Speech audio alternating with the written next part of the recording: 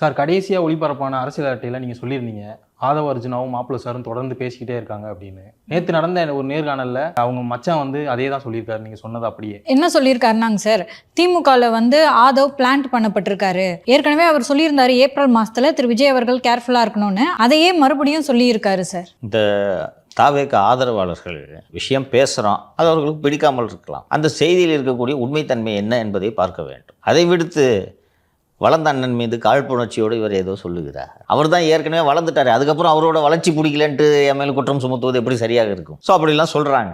இப்போ நான் ஏதோ அவரோட வளர்ச்சி பிடிக்காமல் சொல்கிறேன் என்று எடுத்துக்கொண்டால் கூட சொந்த மைத்துனர் ஏன் இந்த குற்றச்சாட்டை சொல்கிறார்? ஏனென்றால் ஆதவின் தன்மை அப்படிப்பட்டது. அவர் சொல்கிறாரு, அமாவாசைன்னு சினிமாலெல்லாம் நான் கேரக்டர் பார்த்துருக்குறேன், ஆனால் அந்த அமாவாசை எங்கள் வீட்டுக்கே மாப்பிள்ளையாக வரும் அப்படின்ட்டு நான் எதிர்பார்க்கல அப்படின்னு ஒரு வார்த்தை அதில் சொல்லுவார். நீங்கள் அமதிப்படை படம் பார்த்துட்டீங்கன்னா எக்ஸாக்டாக தெரியும். சத்யராஜ் உண்மையாக சூப்பராக நடிச்சிருப்பார். ரியல் லைஃப்பில் இப்படி ஒரு கேரக்டர் இருக்க முடியுமான்னு நம்ம ரசித்து பார்த்தோம் ஒரு சின்ன வயசில். அது கடைசியில் எங்கள் ஃபேமிலியில் அப்படி ஒரு கேரக்டர் உருவாகுங்கிறது நான் நினச்சே பார்க்கல. அது பெரிய சர்ப்ரைஸாக இருந்தது. ஸோ இந்த மாதிரி கேரக்டர்ஸ் வந்து அவங்க ஒரு ஆளுக்காக they will ready to sacrifice anything and everything. So இப்படி ஒரு கேரக்டரை வந்து நம்ம என்றைக்குமே கூட வச்சுருந்தா ஒரு பெரிய ஒரு தவறு. தங்கச்சி லவ் பண்ணிச்சு, பேக்ரவுண்டு வெரிஃபை பண்ணாமல் பொண்ணு கொடுத்துட்டோம் என்று சொல்கிறார். அந்த நிகழ்ச்சியில் தொழில் காரணமாக சார்ல்ஸ் அதை சொல்லாமல் விட்டிருந்திருக்கலாம். மேற்கு வங்க முதல்வராக இருக்கக்கூடிய செல்வி மம்தா பானர்ஜி அவர்களுக்காக பிரசாந்த் கிஷோர் பணியாற்றினார், நினைவிருக்கிறதா?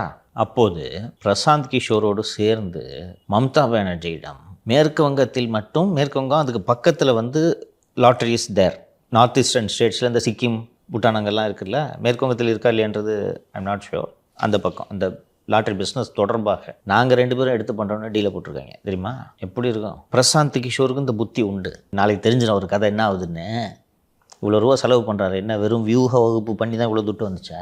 தமிழ்நாட்டில் 21 தேர்தலுக்கு பிரசாந்த் கிஷோர் வேலை செய்து கொண்டிருந்த போதே மும்பையில் உள்ள தொழிலதிபர்களிடம் தமிழ்நாட்டில் எந்த டெண்டர் வேணாலும் நான் உங்களுக்கு வாங்கி தரேன், எனக்கு இப்போ பணம் கொடுன்னு அப்போவே டீல் போட்டு பேசியிருக்கேன். மாப்பிள்ளை சாருக்கு இந்த விவரம் தெரிந்து நீங்கள் நேரடியாக என்ன அணுகுங்க, நான் தான் இதுக்குன்னே இருக்கிறேன் இந்த குடும்பத்தில், அவன்கிட்டலாம் பேசாதீங்கன்னு அப்போவே வரட்டி விட்டாங்க. பிரசாந்த் கிஷோருக்கு இதுதான் வேலை. இந்த வியூக வகுப்பாளர் என்று செல்பவர்கள் எல்லோருமே இந்த வேலைகளைத்தான் செய்கிறார். சுனில் கனுகுலு இந்த வேலை தான். ஜான் ஆரோக்கியசாமியால் பண்ண முடியல, சரி விஜயை சிஎம் ஆக்கிட்டு நம்ம பண்ணலான்னு பிளான் பண்ணிவிட்டு உட்காந்துருக்காரு. சரியா? அப்போதே போய் மேற்கு வங்கத்தில் எங்கள் மாமாவுக்கு ஒன்றும் தெரியாது, நாங்கள் பண்ணுற தொழிலன்ட்டு பிகேவோட சேர்ந்து வெஸ்ட் பெங்காலில் டீல் போட்டப்போ அந்த அம்மா மாட்டின்ட்டே சொல்லிட்டான். அதான் சார் அந்த இன்டர்வியூவில் சொல்கிறாருங்க சார், திரு ஆதவ் வந்து எங்கள் வீட்டுக்கு வந்ததுக்கப்புறம் எனக்கும் எங்கள் அப்பாவுக்கும் உள்ள பிரச்சனை வந்தது. அதே மாதிரி திமுகவுக்கு போனதுக்கப்புறம் சன்னுக்கும் சன்னின்லாக்கும் நடுவில் பிரச்சனை வந்தது, பிசிகேல பிரச்சனை வந்தது, இப்போ தாவேக்காலே அது செஞ்சுட்டு இருக்காரு அப்படின்னு சொல்கிறார். சரிதா? ஸோ நான் வந்து அவர் மீது எதுவும் காழ்ப்புணர்ச்சியோடு சொல்லவில்லை. இதுதான் ஸ்டைலு, அதோட வேலையே இதுதான். அந்த வீட்டில் பொண்ணு எடுத்துருக்கிறியே, உன் மச்சனன் தானே, மகனுக்கு செய்வாரா மருமகனுக்கு செய்வார் அவர் அப்பா? அங்கே போய் மகனை ஓரம் கட்டிட்டு அந்த பிஸ்னஸையே டேக் ஓவர். சார்ல்ஸோட ரியல் கிரீவன்ஸ் என்னன்னா, அவர் தந்தையின் பல ஆயிரம் கோடி ரூபாய் சாம்ராஜ்யத்தை மொத்தமாக ஆட்டையை போட வேண்டும் என்று ஆதவ் விரும்புகிறார். இதுதான் பிரச்சனை, அடிப்படை பிரச்சனை இதுதான். இவருக்கு ஆதவுக்கு தெரியாத விஷயங்கள் உலகத்தில் எதுவுமே இல்லை என்று அவரே சொல்லிக் கொள்கிறார். நான் ஒரு நடமாடும் விக்கிபீடியா, 6 அடி இருக்கேன் பாருங்கள், மொத்த அறிவு உள்ள அடங்கிடுச்சுன்னு சொல்லி இவராக நினச்சிக்கிறாரு. மேடெல்லாம் பேசுகிறதெல்லாம் பார்த்துருப்பீங்க நீங்கள். அதை வச்சு ஓரளவுக்கு அவரோட கேரக்டர் என்னன்றதை அனுமானம் செய்ய முடியும். மாமனார்கிட்டே போய் சார்ல்ஸுக்கு ஒன்றும் தெரியல, எல்லாத்தையும் ஏன்ட்ட கொடுங்க, எப்படி பொண்ணு அவசரப்பட்டு லவ் பண்ணிடுச்சு, என்ன பண்ணுறதுன்னு தேவை முழிச்சிட்டு உட்காந்துருக்குறாங்க, யாருன்னு தெரியாது அவங்களுக்கு. கிட்டத்தட்ட இதுக்கு முன்னாடி ஆதவுக்கு எங்களுக்கு சம்மந்தம் இல்லைன்னு சொல்லிட்டு ஒரு பதிவிட்டிருந்தார் சார்ல்ஸு. அதில் ஓப்பனாகவே எழுதிட்டார். ஞாபகம் இருக்கா? ரொம்ப மோசமாக எழுதியிருந்தாருன்னா அது மச்சனை பற்றி இப்படி எழுதுறா இருந்தாலும் நானே ரொம்ப ஆச்சரியப்பட்டேன். ஓப்பனாகவே எழுதிட்டார். கிட்டத்தட்ட அவர் வந்து ஒரு கோல்ட் டிகர்னு சொல்கிறார் சார்ல்ஸ். மார்ட்டினும் இவரை கோல்ட் டிகர் என்று தான் பார்க்கிறார். ஏதாவது பற்றாக்குறை என்றால் உடனடியாக மார்ட்டினுக்கு அழைப்பு எங்கிருந்து வரும் என்றால் மகளிடமிருந்து வரும். டேடி பொண்ணு கேட்கும்போது என்ன பண்ண முடியும்? இப்படி தான் வண்டியே ஓடுது. நான் 2 நாட்களுக்கு முன்னாடி நிகழ்ச்சியில் நான் பேசினேன். பணம் வச்சுருக்கன்றதை தாண்டி ஆதவ் என்ன குவாலிஃபிகேஷனு? அந்த அண்ணா சாலையில் இந்த வாய்ஸ் ஆஃப் காமன்ஸ் அலுவலகம் இருக்கே, இந்த ஒரு இதில் வார் ரூம்னு சொல்லிட்டு இந்த ஃபோட்டோலாம் வந்திருக்கும், நீங்கள் பார்த்துருப்பீங்க. யார் அபீஸ் அது? யார் அபீஸ்? மார்ட்டின் அபீஸ். என்ன இருக்குது உங்களுக்குன்னு? ஸோ நான் சொன்னது பூரா உறுதிப்படுதா? இப்படி இருக்கக்கூடிய ஆள் யாருக்குப்பா லாயலாக இருப்பார்? சொல்லு பிரசாத். ஏற்கனவே 2 கட்சிக்கு லாயலாக. ஆமாம், அவருக்கு தான் லாயலாக இருப்பாருன்னு சார்ல்ஸ் சொல்கிறாரு. கரெக்டு தானே? 30 வருஷமாக கஷ்டப்பட்டு ஒரு மாநில கட்சியாக அங்கீகாரம் பெரும் அளவுக்கு இந்த விடுதலை சிறுத்தைகள் கட்சியை தனது வியர்வையாலும் உழைப்பாலும் திருமாவளவன் உருவாக்கி ஒரு நிலைக்கு வைத்திருக்கிறார். 2 மாநாடுக்கு ஸ்பான்சர் பண்ணிட்டேன்றதுனால மொத்த கட்சி உன்கிட்ட கொடுக்கணுன்ட்டு நீ ட்ரை பண்ணுறிய. நீ எப்படிப்பட்ட ஆளாக இருப்ப? நீ என்ன தலித் போராளியா? ஒடுக்கப்பட்ட மக்களுக்காகவே உங்கள் வாழ்க்கையை அர்ப்பணிச்சவரா நீ? அந்த கட்சிக்கு போய் மொத்த கட்சி என்கிட்ட கொடுன்னு சொன்னா விட்டுருவார் திரும்ப. இதே போல தான் திமுகவில். அது என்ன பிகே அங்கே அவர் பண்ணுறது? நம்ம பண்ணுவோம், இன்னோஸில் ஒரு நிறுவனத்தை பண்ணுவோம் அப்படின்னு தான் பேனா நிறுவனம் உருவாக்குறது. இதை வச்சு நான் எல்லாத்தையும் பார்த்துக்கிறேன்னா ஒரு மாப்பிள்ளை எப்படிப்பட்ட கேடி பார்த்ததெல்லாம் போ தம்பின்றாரு. ஸோ நான் சொன்னதையெல்லாம் சார்ல்ஸ் என்டார்ஸ் பண்ணியிருக்கிறாரு என்று தான் நான் புரிந்து கொள்ள. சிறப்பு வாக்காளர் திருத்தத்தை எதிர்த்து வந்து திமுகவும் திமுகவோட கூட்டணி கட்சியும் வந்துட்டு ஆர்ப்பாட்டத்தில் ஈடுபட்டிருந்தாங்க. இந்த ஆர்ப்பாட்டத்தில் வந்து காங்கிரஸ் கட்சியோட பல தலைவர்கள் வந்து கலந்துக்கல அப்படின்னு சொல்கிறாங்க. இதனால் திமுக அதிருப்தியில் இருக்காங்களா சார்? திமுக அதிருப்திக்கு தினமலரில் அந்த செய்தி வந்திருக்கு. பல மாவட்டங்களில் காங்கிரஸ் தலைவர்கள் கலந்து கொள்ளவில்லை. காங்கிரஸின் சட்டப்பேரவை தலைவர் திரு ராஜேஷ் அவர்கள் தாமதமாக வந்து ஆர்ப்பாட்டம் முடிவதற்கு முன்பாகவே எழுந்து சென்று விட்டார். ஒரு ஒருங்கிணைவு இல்லை என்று கட்சியின் பொருளாளர் திரு பாலு அவர்கள் வருத்தம் தெரிவித்திருந்தார் என்று அந்த தினமலர் செய்தி தெரிவிக்கிறது. விஷயம் என்னன்னா, ரொம்ப பயந்து போயிருக்காங்க. இந்த வாக்காளர் திருத்தம் போட்டு உலுக்கிருச்சு. திருமதி நிர்மலா சீதாராமன் 2 நாட்களுக்கு முன்பு தமிழகம் வந்திருந்த போது கொளத்தூர் தொகுதியில் 9000 சொச்சம் போலி வாக்காளர்கள்னு சொல்கிறாங்க. ஒரு டேட்டாவை எடுத்து போடுறாங்க. ரைட்டா? கொளத்தூர் தொகுதியிலே 9000ன்னா ஒவ்வொரு தொகுதியிலையும் கணக்கு போடுங்க. இந்த நான் மீண்டும் மீண்டும் டி நகரைத்தான் உதாரணத்துக்கு சொல்லுவேன். 130 ஓட்டு சத்யா தோத்தது. அவர் சொல்கிற கணக்குப்படி போலி வாக்காளர்களோட எண்ணிக்கை 13000. இப்போ எப்படி இருக்கும் யோசிச்சுப்பார் தோத்தவனுக்கு. கொளத்தூர்லலாம் சார் திரு ஆம்ஸ்ட்ராங் அவர்களுடைய ஃபாலோவர்ஸ் சப்போர்ட்டர்ஸ் அதிகம். இப்போது ஒரு 10,000 போலி வாக்காளர்களை நீக்கிறாங்க. ஆன்டி இன்கம்பன்சிக்கு ஒரு 20,000 ஆன்டி இன்கம்பன்சி மாறுதுன்னு வச்சுக்குவோம். பொற்கொடி அங்கே நிற்கிறாங்கன்னு வச்சுக்குவோம். ஜெயிப்பாரா ஸ்டாலின்? ஸ்டாலினுக்கே இந்த நிலமைன்னா போன வாட்டி சேப்பாக்கம் திருவல்லிக்கேணி தொகுதியில் செட்டிங் செய்து கசாலியை வேட்பாளராக போட்டு மகனை ஜெயிக்க வைத்தீர்கள். இன்றைக்கி ஏடிஎம்கே பிஜேபி ஒரு டஃப்பான கேண்டிடேட் அங்கே இறங்குது. போட்டி டஃப்பாக இருக்கும். திரு கோவை சத்யன் அவர்கள் 11% 12% போலி வாக்காளர்கள் இருக்காங்கன்னு டேட்டாவை எடுத்து கொடுத்துருக்கிறாரு. ஜெயிச்சிருவீங்களா? அப்பாவுக்கும் மகனுக்குமே இந்த நிலைமைன்னா மற்ற திமுக வேட்பாளர்களுக்கு தமிழகம் முழுக்க என்ன நிலை என்பதை யோசித்து பாருங்கள். தம்பி, எப்படி கூட்டணி இருந்தாலும் சரி, இந்த வாக்காளர் திருத்தத்தின் காரணமாகவே நாம் ஜெயிக்க மாட்டோன்ற நினைப்பு திமுகவுக்கு வந்துருச்சுன்றாங்க. இந்த திமுகவில் செயற்குழு பொதுக்குழு உறுப்பினர்கள்லாம் இருப்பாங்கல்ல, அவங்களுக்கு என்ன வேலை? செயற்குழு நடக்கும்போது போய் அறிவாலயத்தில் சமோசா துண்டு வரணும். தானே வேலை. பொதுக்குழு உறுப்பினர்கள் அதுதான். பொதுக்குழு நடக்கும்போது சோறு போடுவாங்க. அவங்களெல்லாம் இறக்கி விட்ருக்காங்க. நீங்கள் இந்த வாக்காளர் திருத்தது கூடவே போகணும். ரைட்டா? ஒரு சில மாவட்டங்களில் என்ன நடக்கிறது என்பதை சொல்கிறேன். இப்போ மாலதி ஆரம்ப பள்ளி ஆசிரியராக இருக்கிறார். தேர்தல் ஆணையம் இவரை பூத் லெவல் ஆஃபீஸரை அப்பாயிண்ட் பண்ணி இவங்களுக்கு ஒரு பூத்து கொடுத்துருக்காங்க. 1500 பூத்து. திமுக அரங்க லோக்கலில் மாவட்ட மகளிர் அணி ஆளுங்க போய் மாலதி கையில் ஒரு 10,000 பணத்தை கொடுத்து வைங்க, வச்சுட்டு வீட்டில் உட்காரு, ஃபார்மை கொடு, நான் பார்த்துக்குறோம் போ. இது சில மாவட்டங்களில் நடக்கிறது. இந்த இடத்துலலாம் ஏடிஎம்கேக்காரன் உள்ளே போடுறான். ஏம்மா, நீ வாத்தியார் இல்லையே, நீ மகளிர் அணி அன்றைக்கெலாம் போராட்டத்துக்கு வந்திருக்கிற, ஃபார்ம் கொடு. இது நடந்து கொண்டு இருக்கிறது. அண்ட் ஈஸியும் ரீஸ்ட்ரக்சர் பண்ணுறாங்க, மானிட்டர் பண்ணுறாங்க. ஈஸி பயத்தை உருவாக்கிட்டாங்க. அதாவது என்னென்னா, ஃபார்மை வந்து கவர்மெண்ட் சர்வெண்ட்டை தவிர வேறு யார்கிட்டயாவது ஃபார்ம் இருந்து டிஸ்ட்ரிபியூட் பண்ணுறேன்னு தெரிஞ்சுன்னா வேலை போச்சுன்றாங்க. ஏன்னா இந்த தேர்தல் ஆணையத்தின் பூத் லெவல் ஆஃபீஸர்ஸ், இன்னொன்று இந்த சென்னை மாநகராட்சியில் திரு இன்பதுரை அவர்கள் ஒரு குற்றச்சாட்டு சொன்னார். அரசு ஊழியர்களை பூத் லெவல் ஆஃபீஸராக போடுங்கன்னா கொசு மருந்து அடிக்கிறவன் குப்பெல்லாம் போட்டு வச்சுருக்காங்க. 3வது படிச்சிருக்கிறாரு, அவருக்கு என்னன்னு தெரியும், படிக்க தெரியுமா? ஸோ அரசு ஊழியர்களாக போட வேண்டும்னு ஒரு மனுவை தலைமை தேர்தல் அதிகாரியிடம் கொடுத்துருக்கிறாரா? இப்போ அவங்க அதெல்லாம் செக் பண்ணுவாங்களே, இப்போ ரிமூவ் பண்ணுப்பா அதெல்லாம் ப்ராப்பராக போடுவாங்க இல்லையா? பதறாங்க, எப்படியாவது நிப்பாட்டணும்னு பார்க்குறாங்க. சுப்ரீம் கோர்ட்டு அதெல்லாம் ஸ்டே கொடுக்க முடியாது போங்க அப்படின்ட்டுச்சு. ரைட்டா? அதில் ஊடகங்களில் ஒரு செய்தி தவறாக வந்தது. அதிமுக அந்த வழக்கில் நாங்கள் இணைந்து கொள்கிறோம், திமுக தப்பான வாதங்களை எடுத்து வச்சா நாங்கள் அதை கவுண்டர் பண்ணணும் அப்படின்றதுக்காக போகிறாங்க அப்படின்னு சொல்லிட்டு சொன்னாங்க. தமிழக ஊடகங்களில் அந்த மனு தள்ளுபடி என்று செய்தி வந்தது. அதிமுக மணி தள்ளுபடி அப்படின்ட்டு. அப்படிலாம் இல்லை. அதில் வந்து நீங்கள் இந்த ப்ரேயரு இந்த பெட்டிஷனில் சேர்க்க முடியாது, நீங்கள் ஃப்ரெஷ் பெட்டிஷன் ஃபைல் பண்ணுங்கள் என்று உத்தரவு போட்டிருக்கிறார்கள். வழக்கில் இணைந்து கொள்வதற்கு அதிமுகவுக்கு அனுமதி அளித்திருக்கிறது உச்சநீதிமன்றம். இதான் நியூஸ். சரியா? அங்கே இப்போ ஸ்டே கிடைக்கலையா? ஸ்டே கிடைக்கல. அப்போ இது நடக்க தான் போகுது. என்ன பண்ணுவேன்? நீ தான் திமுக என்ன பண்ணுவேன்? தொகுதிக்கு 15,000 ஓட்டு போச்சு, ஒன்றும் பண்ண முடியாது. இதுக்கு தான் எப்படியாவது நிறுத்தணும்னு பார்க்குறேன், நிறுத்த முடியல. கோர்ட்டு தான். கோர்ட்டுக்கு அதுக்கு தான் கூட்டணி கட்சிகள்லாம் போய் ஆளுக்கு ஒரு பெட்டிஷன் போடுங்க பண்ணுறது. அதான் மொத்தம் 12 ஸ்டேட்டில் இந்த ரிவிஷனை பண்ணுறாங்க சார். எந்த ஸ்டேட்டும் போகல. ரைட்டா? நீங்கள் ஏன் துடிக்கிறீங்க? கொளத்தூர்லேயே 10,000 ஓட்டுங்க.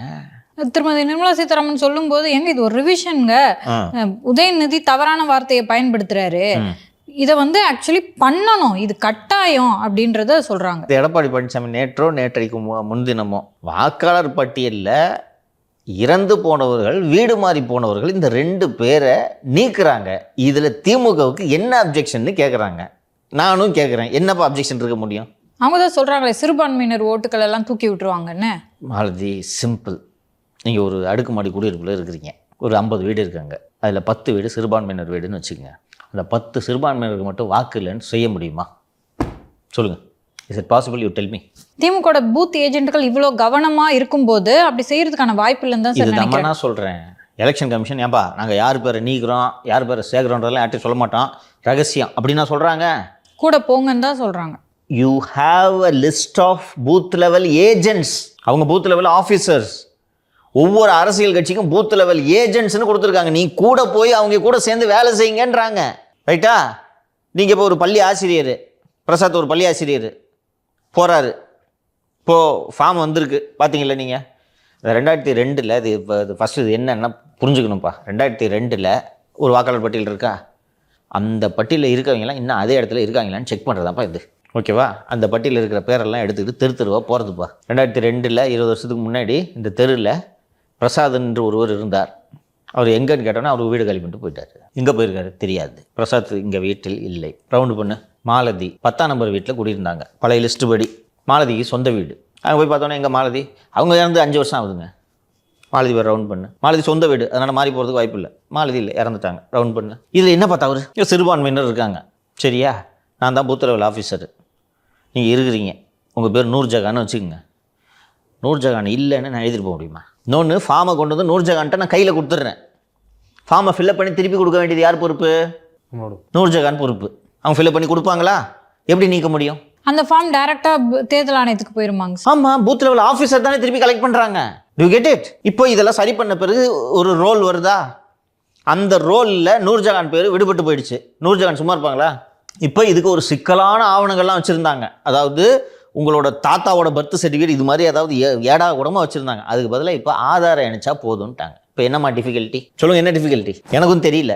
திமுக சொல்கிறபடி சிறுபான்மையினர்களின் வாக்கு பறிபோய் விடும்னு சொல்கிறாங்க. எப்படி பறிபோகும்? ஒரு பூத்துக்கு 30 பேரை போட்டு வச்சுருக்கீங்களே நீங்கள். இப்போ 10ஆவதுக்கு செயற்குழு உறுப்பினர்கள், பொதுக்குழு உறுப்பினர்கள் எல்லாரும் இறக்கி விட்ருக்கீங்க. ஒரு ஓட்டு கூட போகக்கூடாதுன்னு சொல்கிறீங்க. எப்படி போகுன்றேன். எப்படி நீக்க முடியும் தேர்தல் ஆணையம்? ஏன்பா அது தேர்தல் ஆணையமே இல்லைப்பா, பிஜேபி ஆணையமே வச்சுக்கப்பா. எப்படிப்பா நீக்க முடியும்? அப்படிலாம் நீக்கினா கோர்ட் அனுப்பிடுறாங்க சார். கோர்ட் அணுகிறதுக்கே வேண்டாமா? ஏடிஎம்கே பூத் லெவல் ஏஜென்ட் இருக்காங்க, டிஎம்கே பூத் லெவல் ஏஜென்ட் இருக்காங்க. நான் ஏடிஎம்கே பூத் லெவல் ஏஜென்ட்டு நான் சொல்லுவேன், யோ நூர்ஜஹான் பேர் ஏன் இல்லை? அதான் ஆதார் கார்டை கொடுத்துருக்குது, வேறு என்ன வேணும் கேட்போம்ல. எப்படிப்பா நீக்க முடியும்? இது எதுக்கு தமிழ்நாடு பூரா ஆர்ப்பாட்டம் இறங்கிட்டுருதா? ஏன் பதறம் இறங்கிட்டுருதா? எப்படியாவது நிப்பாட்டணும். They don't know what to do. என்ன காரணம்னா, இதே கூட்டணியோடு ஆன்டி இன்கம்பன்சியே இல்லாமல் டி நகரில் 130 ஓட்டில் ஜெயிக்கிறீங்க. ஓவராலாக 3.5% தான் ஜெயிக்கிறீங்க. இப்போது இதே கூட்டணியோட ஆன்டி இன்கம்பன்சியோட போட்டி போட போகிறீங்க. ஆன்டி இன்கம்பன்சியே இல்லாமல் கூட 130 ஓட்டில் தான் ஜெயிக்கிறீங்க. இன்னைக்கு இந்த 130 13,000 மாறும் உங்களுக்கு எதிரா. இப்போ அந்த 13,000 மேனேஜ் பண்ணலாம். நீங்கள் வச்சிருந்த அந்த போலி வாக்காளர்களும் நீக்கப்பட்டுச்சு. How you win? சரி, அதுக்கு எதுக்கு சார் காங்கிரஸ் அவங்களோட சப்போர்ட் பண்ண மாட்டேங்கிறாங்க, வர மாட்டேங்கிறாங்க? இது உள் பஞ்சாயத்து. இவர் செல்வ பெருந்தகை தவிர தமிழகத்தில் உள்ள பெரும்பாலான காங்கிரஸ் தலைவர்கள் they don't want this alliance. இதை பற்றி தனியாக கேளுங்க, சொல்கிறேன். சார், தூய்மை பணியாளர்கள் தொடர்ந்து ஊதிய உயர்வு கேட்டுட்டு இருந்தாங்க. ஆனால் அதுக்கு பதிலாக மற்ற சலுகைகள்லாம் தமிழக அரசு கொடுத்தாங்க. ஃபார் எக்ஸாம்பிள் 3 வேளையும் அவர்களுக்கு உணவு வழங்கப்படும் அப்படின்னு. அதுவே பார்த்தீங்கன்னா டெண்டர் விட்டு ஊழல் பண்ணுறதுக்காக அப்படின்னு திரு எல் முருகன் அவர்கள் குற்றம் சாட்டியிருக்காருங்க சார். நம்ம மத்திய இணையமைச்சர் திரு எல் முருகன் அவர்கள் எனக்கு ஆச்சரியமாக இருக்குது, மினிஸ்டர். ஆனால் இவங்களோட வரலாறு எப்படி? எனக்கு உள்ளபடியாக இன்றைக்கி நான் சந்தோஷமாக சொன்னேன், போடுங்க 3 வேளை சோறு போடுங்க மக்களுக்கு, நல்ல விஷயம், அவங்களுக்கு ஒரு செலவு குறையும் என்று நான் சொன்னேன். இப்போ அது டெண்டர் தானே, சம் கேட்டரிங் ஏஜென்சி எதை பண்ணணும்ல, அதில் ஊழல் நடந்திருக்குன்ட்டு திரு முருகன் அவர்கள் சொல்கிறார். ஒரு தகவல் வந்திருக்கும், தகவல் வராமல் எப்படி இதை சொல்லியிருப்பார். அதனால் இன்னொன்று, சேகர்பாபு மற்றும் திருமதி பிரியா விடக்கூடிய டெண்டரில் ஊழல் இல்லாமல் எப்படி இருக்கும்? இங்கே வரலாறு எப்படி? அதனால் இதை இவங்க செய்யாமல் இருந்தால் தான் வியப்பு. சின்ன டெண்டரு, அதனால் இதிலெல்லாம் என் நண்பர் நேரு தலையிட மாட்டார், இவங்களே விட்டு அடிச்சிடுவாங்க. தமிழக அரசு பார்த்தீங்கன்னா தொடர்ந்து முதலீடை எடுத்துகிட்டு வரதுக்கு முயற்சி பண்ணிட்டு இருக்காங்க. இப்போ ஒரு செய்தி வந்திருக்கு, கூகுளுக்கு கொடுத்த இடத்த ஃபாக்ஸ்கானுக்கு கொடுத்துட்டாங்க அப்படின்னு. தமிழ்நாடு அரசு ஒரு டுபாக்கூர் அரசு என்பதை நான் மட்டும்தான் தொடர்ந்து வலியுறுத்தி கொண்டே வருகிறேன். அமெரிக்காவில் முதலீடு வருகிறது, இங்கிலாந்திலே முதலீடு வருகிறது, ஸ்பெயினிலே முதலீடு வருகிறது, ஜப்பானிலே முதலீடு வருகிறது, ஒவ்வொரு நாட்டிலும் இவ்வளவு புரிந்துணர்வு ஒப்பந்தங்கள் என்று வெளிநாட்டுக்கு போயிட்டு வரும்போதெல்லாம் இவங்க ஒரு பட்டியலை வெளியிடுவார்கள், பார்த்துருப்பீர்கள் இல்லையா? இது போல் அமெரிக்கா சென்று விட்டு வந்து ஒரு புரிந்துணர்வு ஒப்பந்தம் போட்டிருக்கோம் அப்படின்னு இவங்க சொன்னாங்க. அங்கே ஆக்சுவலி போயிட்டு என்ன பண்ணியிருக்காங்கன்னா, இந்த கூகுள் கம்பெனிலாம் போய் உள்ளே சுற்றி பார்த்துருக்காங்க, வேறு ஒன்றும் பண்ணல. பார்த்துட்டு நாங்கள் புரிந்துணர்வு ஒப்பந்தம் போட்டுட்டோம் அப்படின்ட்டு சொல்லி நமக்கும் சொன்னாங்க. சென்னையில் அண்ணா சாலையில் ரெடிமேட் ஆஃபீஸஸ் நிறைய இருக்குது. ஓகே, இந்த ஒர்க் ஃபெல்லா மாதிரி நிறைய அலுவலகங்கள் இருக்கிறது. சென்னையில் தேவர் சிலைக்கு கொஞ்சம் முன்பாக ஒரு பெரிய இது போன்ற ஒரு வணிக வளாகம் இருக்கிறது. Tamil Nadu promotion industrial promotion bureau or சம்திங்னு ஒரு பப்ளிக் செக்டர் அண்டர்டேக்கிங்கும் அதில் இருக்குது. நான் ஒரு முறை போயிருக்கேன் அந்த ஆஃபீஸ்க்கு. அங்கே வந்து ஒரு சர்டன் ஸ்கொயர் ஃபீட் ஒரு ஃப்ளோர்னு வச்சுக்கோங்க, 500-600 சதுர அடி தான். ஒரு சர்டன் ஸ்கொயர் ஃபீட் எடுத்து வாடகையை தமிழ்நாடு அரசு கட்டிகிட்டு வந்திருக்கு. எதுக்குன்னு கேட்டால் கூகுளோட ஆஃபீஸ் இங்கே வருது. ஓகே, கூகுளோட ஆஃபீஸ் வருதா இல்லையான்றதை கூகுள் தானேடா சொல்லணும். நீங்கள் எதுக்குடா வாடகை கட்டிகிட்டு இருக்கீங்க? நீங்கள் நல்லா யோசிச்சு பாருங்கள் மாலதி. இது நீங்களும் நானும் ஒரு இடத்த வாடகை எடுக்கிற மாதிரி கிடையாது. இந்த நம்ம பிரசாத் ஒரு ரூமில் தங்கியிருக்கிறாரு, அங்கே போய்ட்டு ஓனர்கிட்ட பார்த்துட்டு சார் தாங்க சார் அட்வான்ஸு, அப்படி கிடையாது. கவர்மெண்ட்டில் அந்த ஆஃபீஸு கூகுளுக்கு அப்படின்ட்டு வாடகை கட்டுறீங்கன்னா ஒரு ஃபைல் மூவ் ஆகணும், அப்ரூவல் ஆகணும். இந்த இடத்துக்கு இவ்வளோ ரூபாய் மாத வாடகை கொடுக்கலாம் அப்படின்னு அந்த கோப்பில் கையெழுத்தான உடனே அந்த நிதித்துறை அதுக்கான ஒதுக்கீடு செய்யணும். அதுக்கு பிறகு மாதம் ட்ரெஷரிக்கு பில்லு போட்டு அனுப்பி தான் அந்த பணம் அங்கே வரும். புரியுதா? ஒரு 50,000 ரூபாய் வாடகைன்னு வச்சுக்கோங்க உதாரணத்துக்கு. அப்போ இவ்வளோ ப்ராசஸ் நடக்குது, கூகுளுக்கு தெரியாமையே நீங்கள் பண்ணிவிட்டு இவ்வளோ நாள் அதுக்கு வாடகை கட்டிட்டு. சரி, இப்போது ஃபாக்ஸ்கான் நிறுவனத்திற்கு அதை ஒதுக்கி இருக்கிறீர்களே, ஃபாக்ஸ்கான் நிறுவனத்துக்காவது இது தெரியுமா? இருங்க, இதுக்கு முன்னாடி ஏதோ ஒன்று எங்களுக்கு அதுக்கு சம்மந்தம் இல்லைன்னு சொன்னாங்களே, அவங்க யாரு? முதலீடு 21,000 கோடி முதலீடு அந்த கம்பெனி ஃபாக்ஸ்கான் தான். ஃபாக்ஸ்கான் 21,000 கோடி முதலீடுன்னு ஷூப்பா அவ்வளோ கோவம் வருது தம்பி. இந்த கூகுள் வந்து இந்த டேட்டா சர்வரை வந்து அடானியோடு இணைந்து ஆந்திராவில் ஒரு மிகப்பெரிய முதலீடு, அன்இமேஜினபிள் இன்வெஸ்ட்மெண்ட்டு.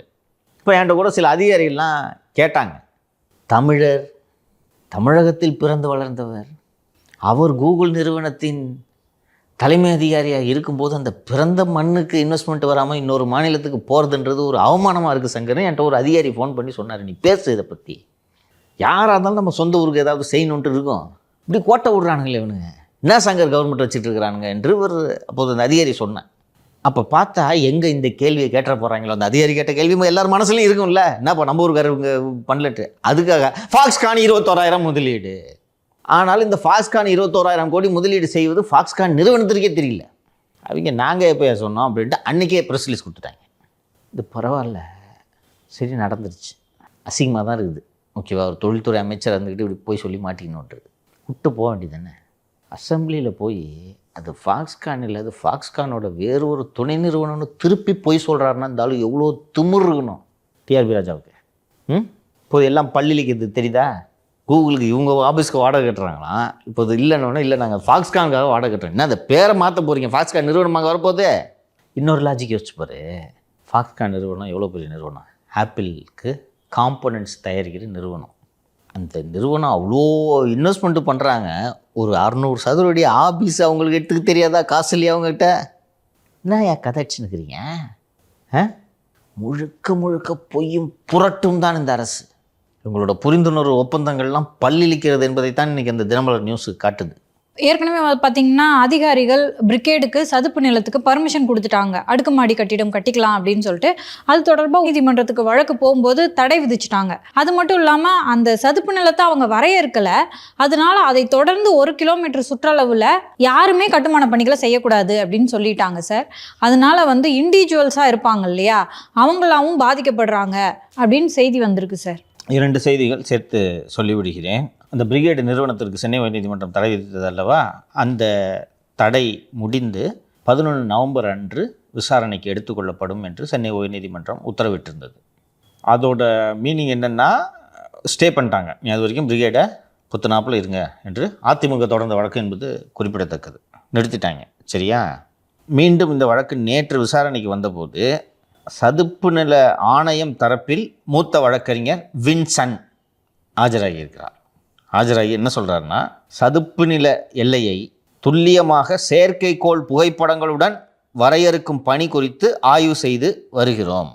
அதனால் விசாரணையை தள்ளி வைக்க வேண்டும் அப்படின்னு சொன்ன உடனே இந்த சதுப்பு நிலங்களை துல்லியமாக வரையறை செய்வது தொடர்பான வழக்கை உச்சநீதிமன்றம் டிசம்பர் 2 தள்ளி வச்சிருக்காங்க என்று சொன்னதும் சரி நாங்களும் தள்ளி வைக்கிறோம் அப்படின்னு சொன்ன உடனே அதிமுக வழக்கறிஞர் தமிழ்ச்செல்வன் அப்போ ஸ்டே எக்ஸ்டெண்ட் பண்ணுங்க, அதுக்குள்ளே பிரிகேடு கட்டிடுவான் என்று சொன்னதும் ஸ்டே எக்ஸ்டெண்டட் அப்படின்ட்டாங்க. அன்றைக்கே சொன்னோம் பிரிகேடு போச்சு, அவ்வளோதான், அது தேராது. ரைட்டா? விசாரணை எப்படியாவது இது வரும். இது என்னென்னா இந்த ராம்சார் பவுண்ட்ரிஸ் இன்னும் டிஃபைன் பண்ணல. ரைட்டா? ராம்சார் பவுண்ட்ரி அண்ட் அதுக்கு சுற்றி ஒரு 1 கிலோமீட்டர் பஃபர் ஜோனுன்னு போட்டிங்கன்னா ஓஎம்ஆரே இல்லை, சோழிங்கநல்லூர் இல்லை. சோழிங்கநல்லூர்னா சோழிங்கநல்லூர் இருக்கும், கட்டுமானம் பண்ணக்கூடாது. ஸோ இப்போ அந்த பகிட்டு ப்ராஜெக்ட் ஸ்டார்ட் பண்ணி ஃபார் எக்ஸாம்பிள் இப்போ அங்கே ஒரு அடுக்குமாடி குடியிருப்பு வந்து கொண்டு இருக்கிறது, அங்கே நீ வந்து ஒரு 10% 20% கட்டியிருக்கிற. ரைட்டா? இப்போ ஃபர்தராக இன்வெஸ்ட் பண்ணலாமா வேணாமான்ட்டு உனக்கு எப்படி தெரியும்? எல்லாம் முழிச்சுக்கிட்டு உட்காந்துருக்காங்க. தமிழ்நாடு அரசு இதை எப்போதோ சரி செய்திருக்க முடியும். எந்த முடிவையும் எடுக்காமல் இப்படி அங்கே ப்ராப்பர்ட்டி பையர்ஸு, லேண்ட் ஓனர்ஸ் அத்தனை பேரையும் குழப்பத்தில் ஆழ்த்தி இருக்கிறது அப்படின்றது தான் இந்த செய்தி தெரிவிக்கிறது. ஏன் இப்படி தெளிவாக அறிவிக்காமல் இருக்கிறார்கள்? எலெக்ஷன் வருது, ரிசல்ட்டை பார்த்துப்போன்னு இது நினைக்கிறேன். ஒன்று. வேறப்பா, ஒருவேளை பிரிகேடுக்கு கொடுத்தது ஒரு சதுப்பு நிலம்தான், அதனால முழிச்சிட்டு இருக்காங்களா? அதுதான் காரணம். அந்த பிரிகேடுக்கு சதுப்பு நிலம் கொடுத்தப்போ சுப்ரியா சாஹூ என்ன விளக்க அறிக்கையை வெளியிட்டார் நினைவிருக்கிறதா? இன்னும் வரையறை பண்ணல. அதனால தான் பிரிகேடுக்கு அனுமதி கொடுத்தோம். அப்போ உங்களுக்கு வரையறை பண்ணுற ஐடியாவே இல்லை, புரியுதா? இப்போ பிரிகேடு ஒரு பெரிய அமௌண்ட்டை தூக்கி கொடுத்தானே, அது மாதிரி கொடுப்பாங்கல்ல. தம்பதியர், ஐஏஎஸ் தம்பதியர் இருவரும் ஆணவத்தின் உச்சத்தில் கொடிகட்டி பறந்து கொண்டிருந்தார்கள். எந்த அரசு வழக்கறிஞர், மூத்த வழக்கறிஞர் யாராக இருந்தாலும் சரி சேரிட்டவங்க, because they are the government.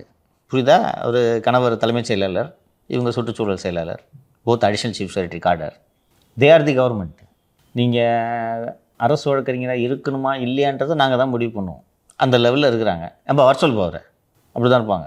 இந்த பிரிகேடு பஞ்சாயத்து ஆரம்பித்த உடனே, அதுவும் கோர்ட்டில் ஏடிஎம்கே கேஸ் போட்ட உடனே ஃபைலை தூக்கிக்கிட்டு கணவர் மனைவி 2 பேரும் ஏஜி பார்க்க போயிருக்காங்க. எப்படியாவது காப்பாற்றுங்கள் உங்களையா, பிரிகேடை காப்பாற்றினீங்கனாலே போதும், நாங்கள் காப்பாற்றிடுவோம். தப்பிக்க முடியாது. இல்லை, கரெக்டான வேலையை பார்த்தாங்க. ஏடிஎம்கேல போய் லாக் பண்ணிட்டாங்க. புரியுதா? பிரிகேடு சரி ஓகே, அது முடிஞ்சு போச்சு. இல்லை, குத்த துட்ட கூட எப்படி மினிமம் பிரைப் வந்து மினிமம் 100 கோடி இருக்கும். உங்களுக்கு இந்த ஐஏஎஸ் அதிகாரிகள் தங்கத்தை தொலைத்தார்கள் என்ற விஷயத்தை நம்ம பேசணும்ல, எது தங்கமாக மாறுது தெரியுதா? இந்த 100 கோடியில் நான் உறுதியாக விசாரித்து விட்டு சொல்கிறேன். சுற்றுச்சூழல் அமைச்சர் தங்கம் தென்னரசுக்கு இதில் ₹1 போல, முதலமைச்சருக்கு ₹10 போல, இதில் கட்சி நிதி 10 பைசா போல, இவங்களே செஞ்சு சேர்பாபு ஆகியிருப்பார். ஃபோர்ஸ் புரியுதா? இப்போ கொடுத்துட்டான். இப்போ பிரிகேடு 100 கோடி ரூபான்னு ரஃபாக வச்சுக்குவோம், கூட தான் இருக்குன்றது என்னோடய எஸ்டிமேட். பிரிகேட் அந்த 100 கோடி சரி விடுப்பா, உங்களுக்கு தானே கொடுத்தோன்னு விட்டு போய்டுவானே, திருப்பி கேட்பான்ல. அவனுக்கு நிதி நெருக்கடியா? ஏன் நிதி நெருக்கடி? 1350 வீடோ என்னமோ 50% பேமெண்ட் கொடுத்துருப்பாங்களே, அவங்களுக்கு என்ன பதில் சொல்லுவேன்? வங்கியில் கடன் வாங்கி கொடுத்துருப்பாங்க, அந்த 10% காசாக கையில் இருந்து கொடுத்துருப்பாங்க இல்லையா? பிரிகேடே வங்கியில் கடன் வாங்கியிருக்கோம். எப்படி கொடுப்பீங்க? சரி, பிரிகேட் ஏன் வங்கியில் கடன் வாங்கியிருக்கோன்னு சொல்கிறீங்க? எந்த பிஸ்னஸாக இருந்தாலும் கடனில் தான் சார் ஒர்க் பண்ணுவாங்க. ரைட், ஓகே, ஞாபகம் வச்சுக்கிறேன். சார், சட்டவிரோதமாக நடுற கொடிகம்பங்களுக்கு எதிராக உயர்நீதிமன்றம் வந்து ஒரு கண்டனத்தை தெரிவிச்சிருக்கதா ஒரு நியூஸ் வந்திருக்கு சார். ஆனால் மெரிடியன்லாம் வந்து கொடிக்கம்பங்களை நடுறாங்க, அதை முறைப்படுத்தலை அரசு, அப்படிங்கிறது தானே சார் குற்றச்சாட்டு. தற்காலிகமாக கொடிக்கம்பங்கள் நடுவது தொடர்பாக விதிகள் ஏதும் வகுக்கப்பட்டிருந்தால் அதன் நிலைமை என்ன என்பது பற்றி ஒரு வழக்கு நிலுவையில் இருக்கிறது. அது ஜஸ்டிஸ் இளந்திரையன் முன்பு விசாரணைக்கு வருகிறது. அப்போது ஒரு அரசு வழக்கறிஞர் அப்பாட்டக்கர் ரவீந்திரன் தான் ஆஜராகிருக்கிறார். அவர் ஆஜராகிட்டு இல்லை, தற்காலிகமாக கொடிக்கம்பல் நடுறதுக்கு அனுமதி இருக்குன்னு, எங்கே அது அனுமதி காட்டு அப்படின்ட்டார் ஜட்ஜி. இல்லை அதை வகுக்கிறது சம்மந்தமாக தான் நாங்கள் ஆலோசனை செய்து கொண்டு இருக்கிறோம் என்று சொன்னதும் நீதிபதி, அண்ணா சாலையில் ஆளுங்கட்சியின் கொடிக்கம்பங்களை நானே பார்த்தேன், என்னிடம் வீடியோ இருக்கிறது. ஜட்ஜி அறிவாலயம் பக்கம் போயிருப்பாராட்டிருக்கு. உடன்பிறப்பே வா அப்படின்னு இங்கிட்டு பேனரு வரிசையாக கொடி. யார் கேட்குறது இவங்கள? இவரும் அப்பாட்டக்கரும் இப்படி தான் அடிச்சு விடுறது இருக்காது. ஏற்கனவே சுப்ரீம் கோர்ட் இப்படி தான் சொல்லியிருக்குன்னு சொல்லுது. எங்கேயா சொல்லியிருக்குன்னா இருக்காது. இல்லைங்க, நாங்கள் இதுக்கு வந்து இது தற்காலிகமாக கொடிக்கம்பல் நடுவது சம்மந்தமாக விதிகள் வகுத்துட்டோம் அப்படின்னா விதியை காட்டுன்றிருக்காரு. நான் வீடியோ காட்டுட்டான்ட்டு விதி இல்லை, சீக்கிரம் வகுத்துறோன்னொடனே எல்லா கட்சிகளும் இப்படி பண்ணுறீங்க. என்னென்னா அவர் ஜட்ஜு சொல்கிறது இந்த ஓரம் இது கூட பரவாயில்ல, சென்ட்ரு மீடியனில் கட்டுறாங்கப்பா கொடி. சென்ட்ரு மீடியனில் கட்டி நடுவில் அதில் லைட்டுக்கு இது பண்ணுவாங்க. ஆகாது, நீ பைக்கில் போகிற தம்பி, சுபாஷினிக்கு ஆக்சிடென்ட் ஆச்சுங்க சார். போகிற சாஞ்சி கிஞ்சி விழுந்துச்சுன்னா யோசிச்சு பாரு, என்ன வேணாலும் ஆகும், உயிரிழப்பு கூட நேரலாம் இல்லையா? நீங்கள் தான் இதெல்லாம் ரெகுலேட் பண்ணணும். இன்றைக்கி இந்த ஸ்டாண்டர்ட் ஆப்ரேட்டிங் ப்ரொசீஜர் பொதுக்கூட்டங்களுக்கு நடத்தணும்னு சொன்ன உடனே எவனுமே பொதுக்கூட்டம் நடத்த முடியாதுன்ற லெவலுக்கு ஒரு ஸ்டாண்டர்ட் ஆப்ரேட்டிங் ப்ரொசீஜரை ஃபார்ம் பண்ணுறீங்கல்ல. அது மாதிரி இந்த கொடிக்கம்பங்களுக்கு ஒன்று பண்ணுங்கள். இது இப்படியே கூட சொல்லுங்கள், எவனுமே கொடிக்கம்பம் நடக்கூடாதுன்னு ஒன்று சொல்லுங்கள். அவங்க பாதிக்கப்படுவாங்களே. அப்போ உங்கள் வசதி போல் எப்படி எல்லாம் நீங்கள் அரசியல் செய்து கொண்டிருக்கிறீர்கள் தெரிகிறதா? நல்லா மாட்டினாங்க.